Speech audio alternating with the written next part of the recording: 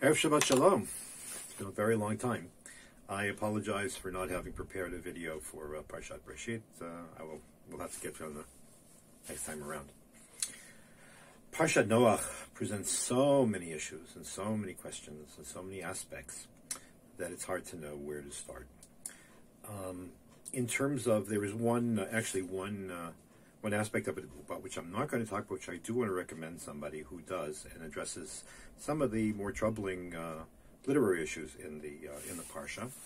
Of course, there's all the questions about the dates and the numbers of days and stuff like that goes on in the parsha, that they don't always seem to line up. And for that, I strongly recommend the book Ani Ma'amin by my friend and colleague, Rabbi Professor Joshua Berman, which addresses head-on, among other things, this kind of perplexing issue in the parsha. In general, it's a wonderful work. I have to, what's it called? Reveal or being transparent. I was consulted about the book, and he thanks me graciously in the beginning. But if those kind of issues bother you about the parsha, I couldn't recommend a better book than Ani Ma'amin by Joshua Berman. But that's not what I want to talk about. One of the themes that goes through the parsha is that of response to cataclysm and response to disaster.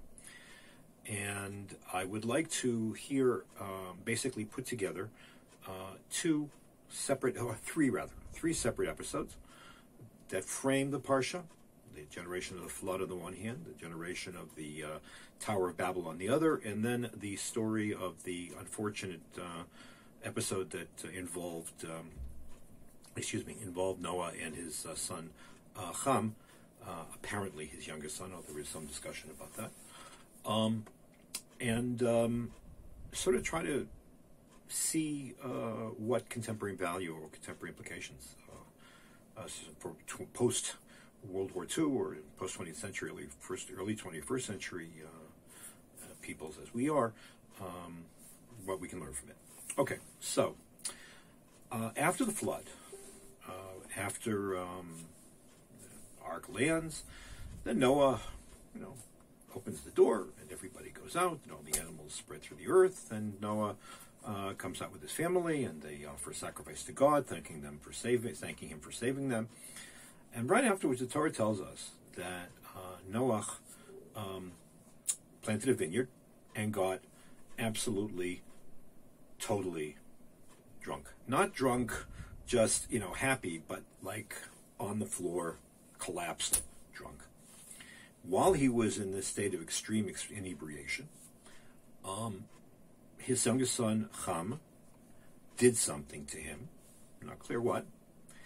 And then the Torah says that Noah, when he found out what he had done to him, he got furious, and his nakedness has been exposed, and then and cursed out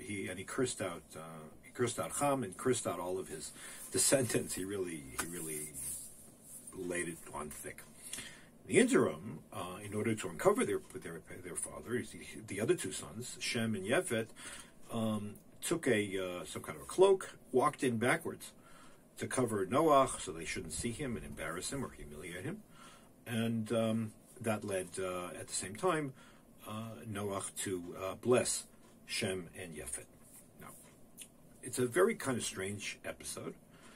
And when Rashi comes to decide or to discuss what exactly Ham had done, he gives very unhappy, very unfortunate, and very disturbing possibilities.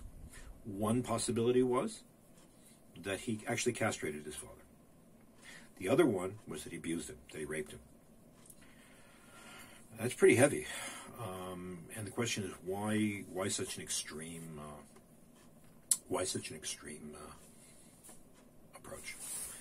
I would like to suggest, and I'm not so sure that this is drush. I think this actually has a very profound sociological and cultural truth here. That what you have in this episode are three different approaches, actually four different approaches to life after a cataclysm. then you have, first let's start with Noah, because the flood was a cataclysm. Yes, people say it purified the earth. Very, very nice. All the animals died, all the people died. That's a cataclysm. It's a cataclysm. So Noah, his response apparently was to escape. He couldn't take it. So he got drunk. He didn't want to know. The pain was too great. I can only imagine that he had terrible, terrible survivor's guilt. No question. I mean, you think about it. I have no question that he had survivor's guilt. So he decided the only way to be able to get through the hundreds of years that were left for him, according to the Torah, it was just to get drunk. He didn't want to hear anything. He wanted to self-medicate and anesthetize. He didn't want to remember. Maybe he wanted to dream of the world that preceded the flood, when all of his friends and family and everybody he knew and the world that he knew were still existed. So that's one possibility. I think that the two possibilities of whatever it was that Ham did to his father also betoken fairly common responses to cataclysm. He castrated it. That was one possibility. What did that mean? What was that about? So I think there were two possibilities. One is that Ham was acting out, that he's mad at his father, that his father had sired a generation and brought people into such a horrible world, or maybe he was mad at his own birth, or that he thought at that point that there shouldn't be any more children. He could control himself maybe, but his father might have more children and help to repopulate the world. No, you don't want to bring children into a world where this kind of cataclysm can happen. ZPG. He wants to be, what's the word they use in Europe now? Child-free. That's one possibility. What about the possibility he actually raped his father? So here I think you have another possibility. What's the response to cataclysm? Total and absolute dissolution of morality and respect. Isha yashar beinav yaseh, do whatever you want. There's no room that let din v'let dayan. There's no judge, and there's no law, and there's no rules. In the wake of the cataclysm, all bets are off. I'll do whatever I want to do, and if it includes having sex with my father, I'll do that too.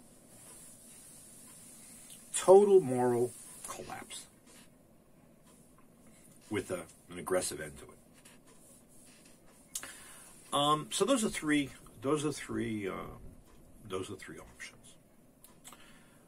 options. It's interesting in that regard that you can actually see the Tower of Babel as a response to the flood. And here I would like to refer to a long discussion that Rav Soloveitchik had, that I actually heard the original discussion. It appears in shorter form, much shorter form, in the book which is called of Rav Soloveitchik's lectures on Genesis, called Abraham's Journey, but the original was much, much longer, much more elaborate. That the Tower of Babel actually, the so-called Migdal Bavel, was actually a response to the flood. What was the Tower of Babel? What was it? What you have there is an example of the creation of a totalitarian society. There is no room for individualism. Everybody, all of mankind, or all of Babylonia, was enlisted for the building of this tower. And there was no room for any kind of individualism. Anybody who, in fact, humanity, or everybody had to be the same, and do the same, and accept the yoke or the ideals of the society as a whole, and you weren't allowed to deviate therefrom. To the extent that the power of the tower, or if you want, the power of the state or the power of the ideology, was far more important than the value of any individual. Rav Soloveitchik used to, in that connection, quoted a comment in the Midrash, where the Midrash says that if a person fell down, then nobody paid attention. But if a brick fell down, which would, inhibit or delay the completion of the tower, they were all hysterical. Who's going to come bring us another brick? Because the bricks and the building are far more important than the people, because ultimately the salvation of the people will be only in the subsuming of every individual into this project of the tower.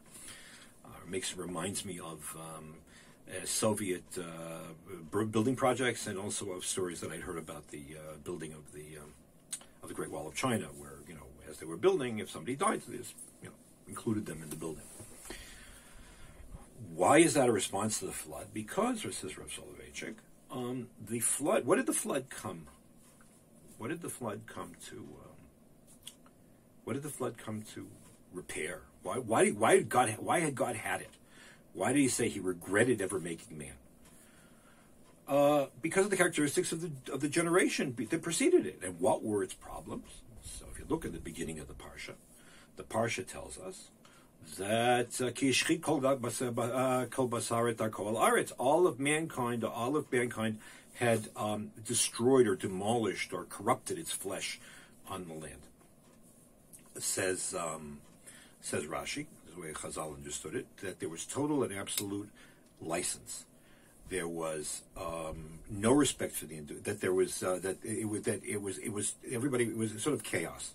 It was moral chaos. That there was total sexual dissolution of roles. That people had. There was bestiality, and everybody was with everybody else, and it didn't matter as long as you just did whatever felt good. You have your right to. There was no law. There's no moral law. There's nothing which contains you. There's nothing which controls you. You do it for whatever you want, and there were no boundaries. Similarly, on the other side, that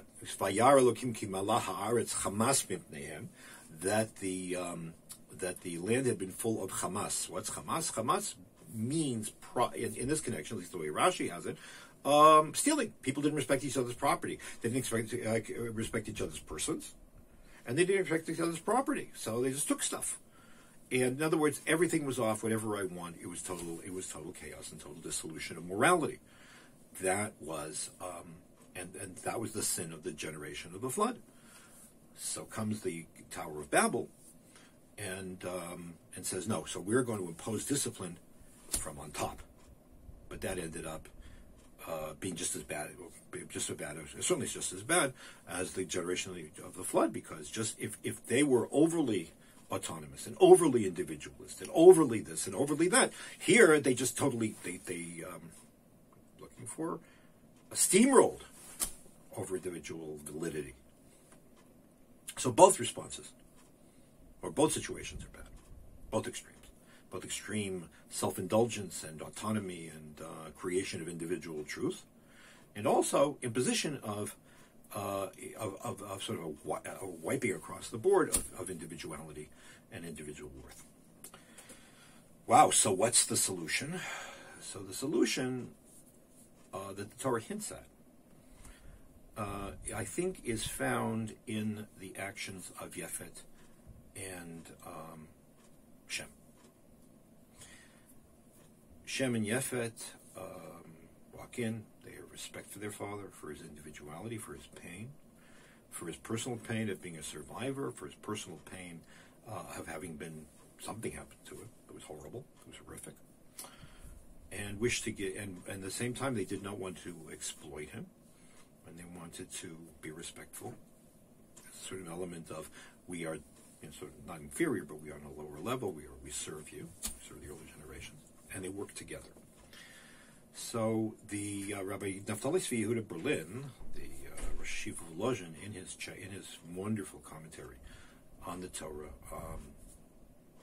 Hamik Davar, notes that Shem was the ancestor of all the Semites, was the ancestor ultimately of Abraham.